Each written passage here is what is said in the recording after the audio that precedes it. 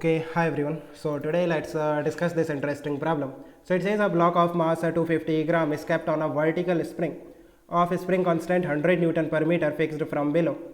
The spring is now compressed to have a length 10 centimeter shorter than its natural length and the system is released from this position. How high does the block rise? Take the value of g as 10 meter per second square. Fine. So देखो हमारे पास एक vertical spring है इस तरह से और इसका spring constant आपको दे रखा है 100 न्यूटन पर मीटर। नाउ एक ब्लॉक है जिसका मास इसने 0.25 किलोग्राम दे रखा है। हम क्या करेंगे, इस ब्लॉक को इस स्प्रिंग के टॉप में रखेंगे और इस स्प्रिंग को कंप्रेस करेंगे सो दैट की जो फाइनल कंप्रेशन है इस स्प्रिंग में दैट इज़ 10 सेंटीमीटर और you can say 0.1 metre. 0.1 metre का कंप्रेशन होगा जब इस स्प्रिंग में, और इसके ऊपर आपको ब्लॉक रखना है 0.25 किलोग्राम का और इस सिस्टम को इस पोजीशन से हम रिलीज़ कर देंगे। सो हमें ये बताना है कि 0.25 किलोग्राम का जो ब्लॉक है ये कितना हाइट राइज करेगा, what will be the maximum height attain by this block. So कैसे करेंगे, let me draw the free body diagram of this block. अगर मैं इस पोजीशन पे इसका फ्री बॉडी डायग्राम बनाता हूँ सो नीचे की तरफ mg लगेगा और ऊपर की तरफ k इंटू एक्स लगेगा। mg का वैल्यू कितना है 2.5, राइट। आप देखो m का वैल्यू 0.25 और g का वैल्यू 10 लेना है, सो mg 2.5 न्यूटन हो गया और ऊपर की तरफ कितना होगा k into x.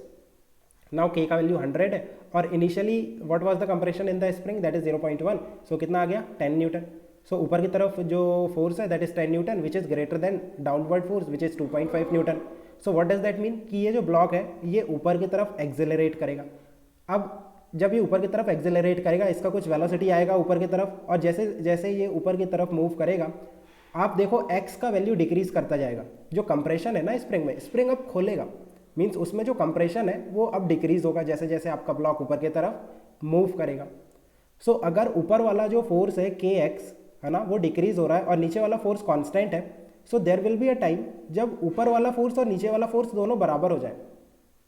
What I want to से, आप देखो नीचे जो फोर्स है दैट इज फिक्स, नीचे की तरफ mg लग रहा है ये फिक्स है और ऊपर वाला फोर्स जो के एक्स है वो डिक्रीज करता जा रहा है। सो ये दोनों एक x पे बराबर हो जाएंगे। x क्या है, कंप्रेशन इन द स्प्रिंग। एक x ऐसा आएगा जिसके लिए there will be one compression in the spring for which mg will become equal to k x. So that particular value of x क्या हम निकाल सकते हैं, of course mg by K. So mg by K means mg is 2.5, k का value 100, so x is equal to 0.025 और you can say 2.5 centimetre. आपका जो block है वो ऊपर की तरफ मूव कर रहा है तो स्प्रिंग में कंप्रेशन कम होते जा रहा है। इनिशियली 10 सेंटीमीटर का कंप्रेशन था, अब जो कंप्रेशन है वो कम होते जाएगा और जब कंप्रेशन 2.5 सेंटीमीटर होगा उस टाइम पर ब्लॉक पे नेट फोर्स जीरो हो जाएगा, mg के एक्स के बराबर हो जाएगा, स्प्रिंग फोर्स के बराबर हो जाएगा, है ना। एक काम करते हैं इस तरह से देखते हैं, ये लेट्स से नेचुरल लेंथ है स्प्रिंग का और इस तरह से हमारा इनिशियल कंप्रेशन जो था है ना ये 10 सेंटीमीटर का इनिशियल कंप्रेशन था। नाउ यहाँ से ब्लॉक को रिलीज़ किया तो ब्लॉक ऊपर की तरफ मूव किया और जब ब्लॉक इस तरह से है कि जो कंप्रेशन है स्प्रिंग में वो 2.5 सेंटीमीटर का है, इस पोजीशन पे आपका जो ब्लॉक है उस पर नेट फोर्स जीरो हो गया। Means let me define level, level A, level B, level C. Level C से लेकर के लेवल बी तक जो ब्लॉक है उस पर नेट फोर्स ऊपर की तरफ था। मीन्स जो स्प्रिंग फोर्स था ना एफएस वो ज़्यादा था नीचे के वेट से, नीचे का जो वेट है, because x was greater than 2.5 है ना। मीन्स एफएस क्या है, के into x. If it is greater than mg, इसके लिए क्या कंडीशन है, x should be greater than mg by के, है ना। और mg बाई के कितना है 2.5 सेंटीमीटर। सो अगर कंप्रेशन ग्रेटर देन 2.5 सेंटीमीटर है सो ऊपर वाला फोर्स डोमिनेटिंग होगा। इसका मतलब लेवल सी से लेकर के लेवल बी तक इस ब्लॉक पे ऊपर के डायरेक्शन में फोर्स लग रहा था, नेट फोर्स ऊपर की तरफ था। इसका मतलब ब्लॉक का एक्सेलरेशन ऊपर की तरफ था। इसका मतलब इसकी वेलोसिटी कंटिन्यूसली इंक्रीज कर रही थी ऊपर की तरफ। इसका मतलब बी से सी के बीच में ये ब्लॉक कभी रेस्ट में नहीं आएगा, इसकी वेलोसिटी कंटिन्यूसली ऊपर की तरफ इंक्रीज करेगी, राइट। हाँ, वेलोसिटी के इंक्रीज होने का रेट जरूर डिक्रीज होगा क्योंकि जैसे जैसे आप ऊपर की तरफ मूव करते जाओगे जो स्प्रिंग फोर्स है वो डिक्रीज हो रहा है। So net force in the upward direction decrease हो रहा है। वेलोसिटी अभी भी इंक्रीज हो रही है, नेट फोर्स अभी भी ऊपर की तरफ है, बट एक्सेलरेशन डिक्रीज हो रहा है क्योंकि नेट फोर्स डिक्रीज हो रहा है ऊपर की तरफ। वेलोसिटी इंक्रीज करेगी बट वेलोसिटी के जो इंक्रीज होने का रेट है, जैसे फर्स्ट सेकंड में अगर हम बात करते हैं t is equal to 1 second में वेलोसिटी में 2 मीटर पर सेकंड का इंक्रीज हुआ, let's say time t is equal to 2 second पे सिर्फ 1 मीटर पर सेकेंड का ही इंक्रीज हुआ, time t is equal to 3 second में 0.5 मीटर पर सेकेंड का ही इंक्रीज हुआ वेलोसिटी में, बट इंक्रीज होगा कहाँ तक, c से b तक। अब b के ऊपर जाओ, b के ऊपर आपका x will be lesser than 2.5 centimetre, right. और यू कैन से कि जो mg है, अगर मैं कहता हूँ डाउनवर्ड फोर्स कब डोमिनेट करेगा, डाउनवर्ड फोर्स कब डोमिनेट करेगा, when mg is greater than kx, और यू कैन से कि x is less than mg by k, और mg बाई k कितना है 2.5 सेंटीमीटर। जब x का वैल्यू 2.5 सेंटीमीटर से कम होगा तब नीचे वाला फोर्स डोमिनेट करेगा, मीन्स b के ऊपर, है ना, b के ऊपर आपका कंप्रेशन कितना हो जाएगा, लेस देन 2.5 सेंटीमीटर। सो b के ऊपर जब आपका जो ब्लॉक है लेवल b के ऊपर जाएगा तब जो नीचे वाला फोर्स है वो डोमिनेट करेगा। बट आप देखो कि ब्लॉक अभी भी ऊपर की तरफ ही मूव करेगा, क्यों, क्योंकि जब सी से बी ब्लॉक मूव कर रहा था ना तब उसका एक्सेलरेशन ऊपर की तरफ था, इसका मतलब उसने कुछ वेलोसिटी गेन कर ली ना बी पे, उसकी जो वेलोसिटी ऊपर की तरफ है, नेट फोर्स बी पे पहुंचने पे नेट फोर्स जीरो हो जाएगा, बट वेलोसिटी अभी भी ऊपर की तरफ है। और जब बी के फर्दर ऊपर जाएगा ना ब्लॉक, तब उस पर नेट फोर्स नीचे की तरफ है बट वेलोसिटी ऊपर की तरफ है। अब वेलोसिटी ऊपर है और नेट फोर्स नीचे है, मींस ब्लॉक का एक्सेलरेशन नीचे है, वेलोसिटी ऊपर है, इसका मतलब ब्लॉक डेसेलरेट करते हुए ऊपर जा रहा है, उसकी वेलोसिटी कम हो रही है बट ब्लॉक अभी भी ऊपर जा रहा है, ऊपर जाते जाते उसकी वेलोसिटी डिक्रीज हो रही है। इसका मतलब एक पॉइंट ऐसा आएगा जहाँ पे वेलोसिटी जीरो हो जाएगी। अब वो पॉइंट हमें फाइंड करना है। सो देखो इसके लिए आपके पास ना दो केस बनेंगे। एक केस बनेगा कि आपका जो ब्लॉक है वो रेस्ट में आ गया बी और ए के बीच में, ए और बी के बीच में भी रेस्ट में आ सकता है, और एक केस बनेगा कि ए के ऊपर जाने के बाद ब्लॉक रेस्ट में आएगा। सो ये दोनों केस डिफरेंट होंगे, क्योंकि अगर बी टू ए वाले रीजन में अगर आपका ब्लॉक रेस्ट में आ गया सो स्प्रिंग अपनी नेचुरल लेंथ में नहीं आ पाएगा, फाइनल कंडीशन में भी स्प्रिंग में कुछ कंप्रेशन होगा। बट अगर ए के ऊपर आता है ब्लॉक रेस्ट में तो क्या होगा कि स्प्रिंग अपनी नेचुरल लेंथ में आ जाएगा और ब्लॉक स्प्रिंग को छोड़ के कहीं कोई हाइट अटेन करने के बाद रेस्ट में आएगा। Let me take both the cases. Case 1 अगर केस 2 हम सेकंड पेज में करेंगे। सो आप देखो इस तरह से हमारे पास नेचुरल लेंथ का स्प्रिंग है और हमने इनिशियली उसे कंप्रेस किया था इस तरह से, राइट, और वो कुछ हाइट मीन्स कुछ कंप्रेशन है स्प्रिंग में। इस तरह से हमारे पास यहाँ पे लेवल बी था और ये लेवल ए था और यहाँ पे लेवल सी था, right. So let's say block जो है बी और सी के बी और ए के बीच में, ए और बी वाले रीजन में रेस्ट में आता है। सो कहीं यहाँ पे रेस्ट में आ गया, है ना, यहाँ से हमने रिलीज़ किया था, ये इनिशियल पोजीशन है, ये इनिशियल है और ये फाइनल कंडीशन है। बट फाइनल कंडीशन में भी कुछ कंप्रेशन है आपके ब्लॉक में, राइट। और जो सेकंड केस है ना, सेकंड केस की मैं जो बात कर रहा था, इस तरह से आपका स्प्रिंग है नेचुरल लेंथ वाला, ये इनिशियल कंडीशन हो गई और फाइनल कंडीशन क्या है कि स्प्रिंग अपनी नेचुरल लेंथ में आ गया और ब्लॉक अभी भी रेस्ट में नहीं आया और मीन्स कुछ हाइट ऊपर जाने के बाद रेस्ट में आया। सो इस तरह से ये लेवल ए था, ये लेवल बी था और ये लेवल सी था। मीन्स ये जो हाइट थी ना ये वाली, ये आपको 0.1 मीटर दे रखी है और ये वाली जो हाइट है ए टू बी ये कितनी दे रखी है 0.025, है ना। और सिमिलरली आप यहाँ पे भी डिफाइन कर सकते हो, यहाँ पे कंप्रेशन 0.1 मीटर और यहाँ पर जो कंप्रेशन है ये ए टू बी ये 0.25 है ना, 0.025 है सॉरी, और ये कुछ एक्स है, फाइन। सो अब ये चेक करना है कि केस 1 है या केस 2 है। तो उसके लिए कैसे करेंगे, देखो ब्लॉक को ऑब्जर्व करो, ब्लॉक में कितने फोर्सेस लग रहे हैं, एक तो mg लग रहा है नीचे की तरफ और एक स्प्रिंग फोर्स लग रहा है। सो ब्लॉक पे हम वर्क एनर्जी थ्योरम अप्लाई कर सकते हैं। Of course work energy theorem आप कभी भी अप्लाई कर सकते हो किसी भी ब्लॉक में। So work done by mg plus work done by spring force that is equal to change in kinetic energy of the block, work done by all the forces is equal to change in kinetic energy of the block, right. So work done by mg कितना होगा minus change in gravitational potential energy of the block and work done by the spring force will be minus of change in elastic potential energy of the spring that is equal to change in kinetic energy of the block because mg and spring force both are conservative force। अब यहाँ से आ रहा है delta U G plus delta U E plus delta K is equal to 0 और यहाँ से आएगा delta E is equal to 0 change in mechanical energy of the system, और सिस्टम क्या है ब्लॉक प्लस स्प्रिंग। ये अब पुरानी बातें हो गई, कई बार हमने डिस्कस किया है कि जब हम वर्क एनर्जी थ्योरम अप्लाई करते हैं ब्लॉक पे तो घूम फिर के वही आता है कि जो सिस्टम है, और सिस्टम क्या है स्प्रिंग प्लस ब्लॉक, ये सिस्टम इसकी जो मैकेनिकल एनर्जी है वो कंजर्व होगी अगर सिर्फ कंजर्वेटिव फोर्सेस लगते हैं सिस्टम में। सो सिस्टम की जो मैकेनिकल एनर्जी है वो चेंज नहीं होती, राइट। सो एनीवे हम ये इक्वेशन यूज़ करेंगे।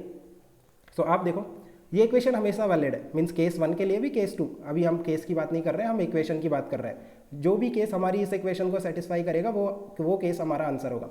Delta U G that is change in gravitational potential energy of the block M G delta H plus delta U E change in spring potential energy half of K into X final का square minus x initial का square plus change in kinetic energy. Change in kinetic energy आप देखो zero होगा।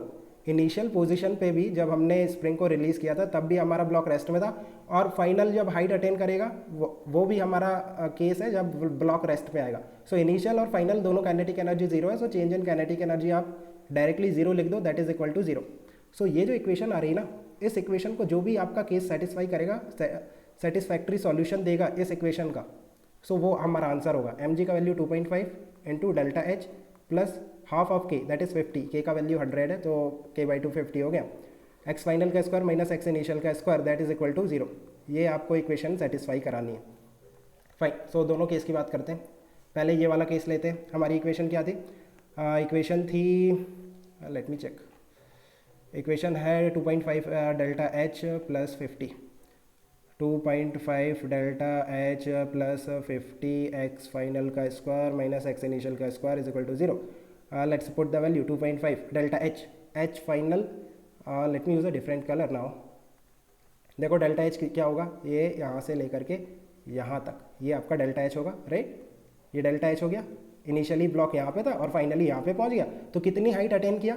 देखो ये 0.1 है और ये x है ना। हम मान रहे हैं कि फाइनल केस में कुछ कंप्रेशन बचा है आपके स्प्रिंग में, x कंप्रेशन बचा हुआ है स्प्रिंग में। सो वो x का वैल्यू हमें निकालना है। अगर x का वैल्यू पॉजिटिव आ गया ना, मीन्स कुछ कंप्रेशन है स्प्रिंग में, सो ये अगर हमें x का वैल्यू सेटिस्फैक्ट्री मिल गया तो ये वाला केस है हमारा। लेट मी शो यू किस तरह से करना है। डेल्टा एच कितना होगा बाय द वे, ये 0.1 है और ये x है, तो कितना आ गया ये वाली हाइट कितनी होगी 0.1 minus x. So delta H will be 0.1 minus x plus 50 x final कितना कंप्रेशन है स्प्रिंग में, that is x square minus initial compression कितना था 0.1, सो उसका square that is equal to zero. So यहाँ से x का वैल्यू निकालो। अगर x का वैल्यू ग्रेटर देन जीरो आ गया मीन्स फाइनल केस में कुछ कंप्रेशन है आपके स्प्रिंग में, सो ये इक्वेशन सेटिस्फाई कर गई। और फिर हम कहेंगे कि दिस इज द आंसर, है ना, यही केस हमारा आंसर है। पहले हम सॉल्व करते हैं। 0.0 कितना हो गया, 0.25 minus 2.5x plus 50 x square, right, और ये कितना आ रहा है minus 0.5, right. So that is equal to zero. So इसे थोड़ा रीअरेंज करो, 50 एक्स स्क्वायर माइनस 2.5x और minus 0.25 that is equal to zero. अब x के वैल्यू निकालो इस क्वाड्रेटिक इक्वेशन के। इजीली सॉल्व कर सकते हैं but let me save some time, so I am using quadratic equation solver. Fine, देखो जब आप पुट करोगे ना 50 माइनस 0.25 एंड माइनस 0.25, यही आपकी इक्वेशन थी। 50 x square minus 2.5x minus 0.25 is equal to zero. इसके जो रूट्स आएंगे, एक तो 0.1 आएगा और माइनस 0.05 आ रहा है। और देखो ये 0.1 जो है ना, ये रूट वही है जहाँ से आपने स्टार्ट किया था। ये इनिशियल पॉइंट है जहाँ पे आपका ब्लॉक रेस्ट में था, तो ये वाला रूट नहीं लेना है आपको, राइट। 0.1 नहीं होगा आपका रूट, ये इनिशियल रूट है। और माइनस 0.05 आ रहा है। आपके जो दो रूट्स आ रहे हैं वो आ रहा है 0.1 और माइनस 0.05। ये वाला रूट हम नहीं लेंगे, ये अब हमारा इनिशियली केस आ गया ना, 0.1 पे हमारा ब्लॉक रेस्ट में था, तो ये इनिशियल केस है। बट माइनस 0.05 वाला जो केस है, यहाँ पे देखो कंप्रेशन क्या आ रहा है, नेगेटिव आ रहा है, मीन्स इलॉन्गेशन आ रहा है। मीन्स अगर हम ये एज्यूम करते हैं कि ये जो ब्लॉक और स्प्रिंग एक दूसरे के कॉन्टैक्ट में हमेशा रहेंगे, सो स्प्रिंग यहाँ पे रेस्ट में नहीं आएगा। कहाँ पे रेस्ट में आएगा? इलॉन्गेशन होगा स्प्रिंग में, मीन्स स्प्रिंग ऊपर की तरफ मूव कर जाएगा और लेवल ए को क्रॉस कर जाएगा। और कितना हाइट फर्दर ऊपर जाएगा? 0.05 और you can say 5 centimetre, 5 centimetre और ऊपर चला जाएगा लेवल ए के, और स्प्रिंग अभी भी इस ब्लॉक से अटैच रहेगा, राइट। सो इस तरह का भी प्रॉब्लम फ्रेम कर सकता है कि ब्लॉक और जो स्प्रिंग है उसे हम परमानेंटली अटैच कर दें, वो दोनों एक दूसरे से कभी सेपरेट नहीं होंगे। और फिर हम ब्लॉक को इस पोजीशन से जब रिलीज करेंगे तो व्हाट विल हैपन, किस हाइट पे जो आपका ब्लॉक है वो रेस्ट में आएगा। सो लेवल ए से मीन्स स्प्रिंग अपनी नेचुरल लेंथ में आ जाएगा, फिर 0.5 मीटर मीन्स 5 सेंटीमीटर ऊपर जाएगा, फिर रेस्ट में आएगा। मीन्स फाइनल केस में आपका जो स्प्रिंग है वो एलोंगेटेड होगा बाय 5 सेंटीमीटर। बट ये केस अभी पॉसिबल नहीं है क्योंकि स्प्रिंग और ब्लॉक परमानेंटली अटैच नहीं है एक दूसरे से। इसका मतलब स्प्रिंग अभी अपनी स्प्रिंग जो है अपनी नेचुरल लेंथ में आ जाएगा और ब्लॉक इस स्प्रिंग को अपनी नेचुरल लेंथ में छोड़ने के बाद कुछ हाइट ऊपर चला जाएगा। अगर यहाँ पे कुछ x का हमें वैलिड आंसर मिल जाता ना, x का वैलिड आंसर क्या होगा? x का वैलिड आंसर होगा 0 से लेकर के 2.5 सेंटीमीटर के बीच में पॉजिटिव वैल्यू होगी, है ना, क्योंकि हमने अभी डिस्कस किया a टू b में वो रेस्ट में आएगा, a टू b, और a टू b में x का रेंज क्या है? a टू b में x का रेंज है 0 से लेकर के x is equal to 2.5 centimetre और उसका पॉजिटिव वैल्यू, है ना। ये केस नहीं है, ये वाला केस देखते हैं। अब तो ऑब्वियसली यही केस होगा ना। सो इसमें आप इक्वेशन सेटिस्फाई करते हैं। इक्वेशन क्या थी? 2.5 delta H plus 50 x final square minus x initial square that is equal to 0। So 2.5 delta H. So मान लेते हैं कि स्प्रिंग अपनी नेचुरल लेंथ में आ गया और ब्लॉक यहाँ से कुछ एक्स हाइट ऊपर चला गया, है ना, एक्स हाइट लेवल लेके कुछ ऊपर चला गया। सो डेल्टा एच की अगर मैं बात करूँ, सो इनिशियल से फाइनल, देखो इनिशियली आपका ब्लॉक यहाँ पर था सी पर और फाइनली यहाँ पर हो गया। सो ये डेल्टा एच है, ये हाइट कितनी हो गई? ये तो 0.1 है और यहाँ से एक्स, सो 0.1 plus x plus 50 x final square minus x initial square. Final कितना कंप्रेशन था? फाइनल स्प्रिंग अपनी नेचुरल लेंथ में आ गई। So what is the compression in the spring in final condition? 0, right, minus initial कितना compression था?